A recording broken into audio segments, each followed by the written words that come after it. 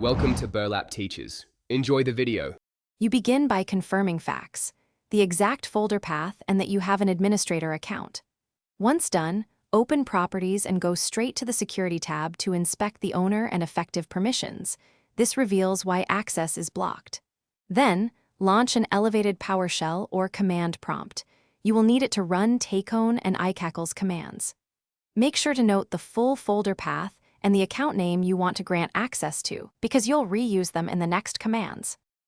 Next, claim ownership and reset permissions. First, run Tacon with recursive flags to become the owner.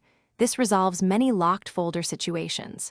Then, use iCackles to grant your user full control, applying changes recursively so subfolders inherit new rights. Once done, open Advanced Security to verify inheritance and remove any explicit deny entries that override allows. If the folder contains system-protected files, you may need to stop services or boot to recovery mode.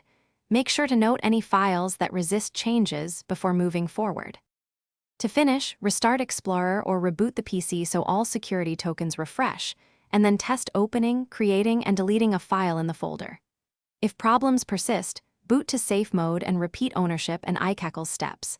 Safe mode often avoids interference from services. As a key troubleshooting tip, check for EFS encryption, BitLocker, or third-party security software. These can block changes despite proper permissions.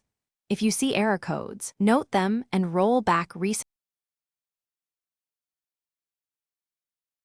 Thanks for watching. Consider subscribing if this video helped you.